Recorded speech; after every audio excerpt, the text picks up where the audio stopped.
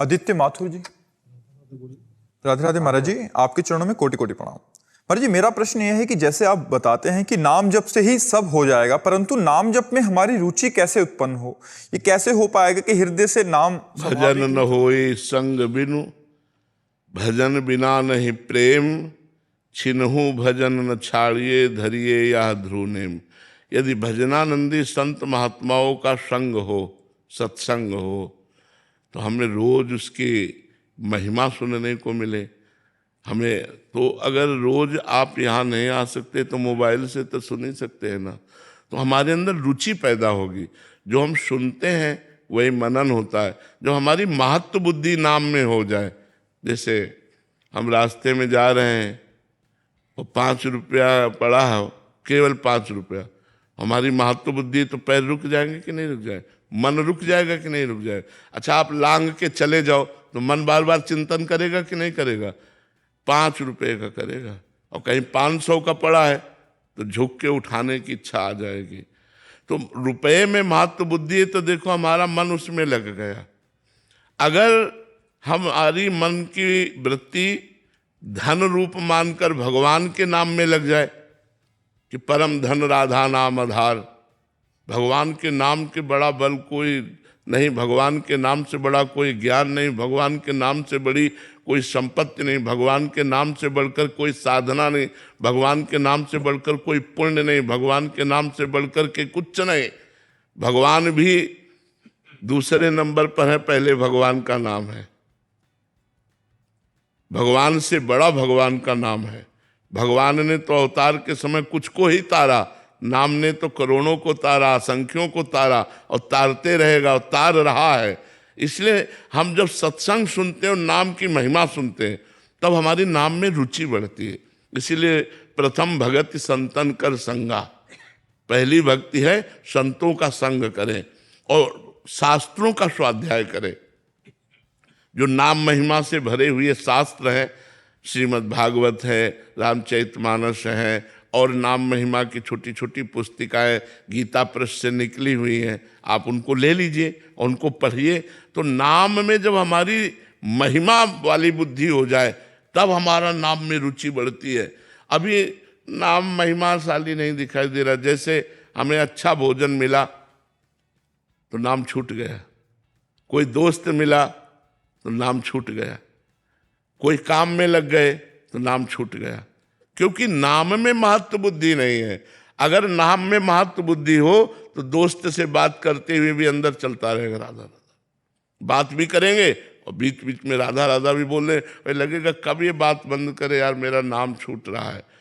जब नाम का महत्व तब समझा जाए जब त्रिभुवन की राज्य लक्ष्मी देने पर, त्रिभुवन की, भारत के अकेले नहीं, अमेरिका के अकेले नहीं, त्रिभुवन की, ब्रह्मलोक तक का वैभव दिया जाए और कहा जाए आधे पल के लिए नाम छोड़ दो, और नाम ना छोड़े, तब समझो कि वो महाभागवत नाम के महत्व को जान गए। तो जब हम नाम की महिमा सुनते हैं तब हमारा मन उत्साहित होता है नाम जपने को। तो हम रोज सत्संग सुने। अगर हम संतों के पास नहीं पहुंच पाते तो बहुत से संतों की वाणी यूट्यूब में पड़ी हुई है। जिन संतों से आपका मन मिलता है, ऐसा लगता है कि इनकी वाणी से हमारा कल्याण होगा, वो सुनना चाहिए। वो वाणी में नहीं सुननी चाहिए जिसमें भगवान की महिमा को काटा गया, भगवान के नाम को काटा गया, भगवान की लीला चरित्रों की महिमा को नीचा दिखाया गया। ऐसे भी हैं।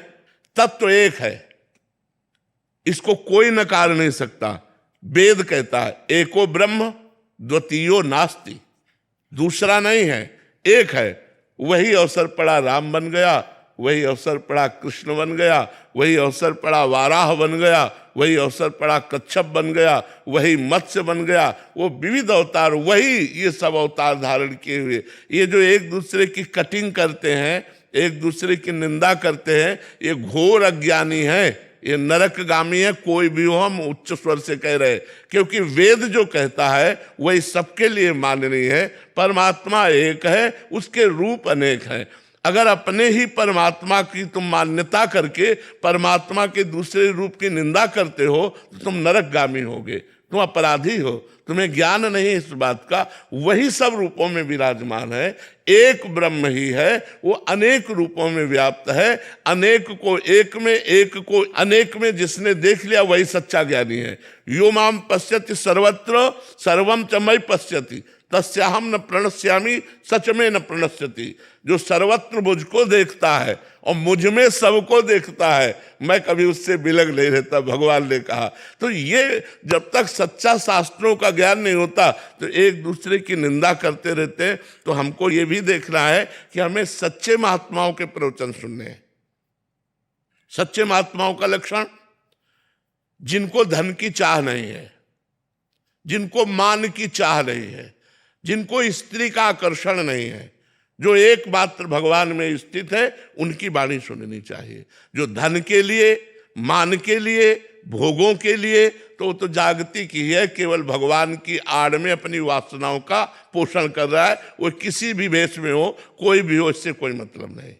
जिसका शुद्ध भाव केवल भगवान की चर्चा करना और उसी चर्चा में आनंदित हो जाना। मम गुण गावत पुलक शरीरा गदगद कंठ नैन बहनीरा। भगवान के पावन चरित्रों का गायन करते करते रोना आ गया, कंठ भर गया, आवाज नहीं निकल रही। यही है महापुरुषों का लक्षण, यही भगवान के निज जनों का लक्षण।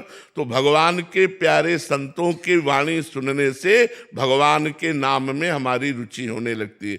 और जबरदस्ती जपना चाहिए। जैसे हमें दवा दी गई तो चाहे जितनी कड़वी हो, लेकिन हम रोग निवारण के लिए खाते हैं, तो भव रोग की अचूक औषधि नाम है। जासु नाम भव भेषज हरन घोर त्रयशूल।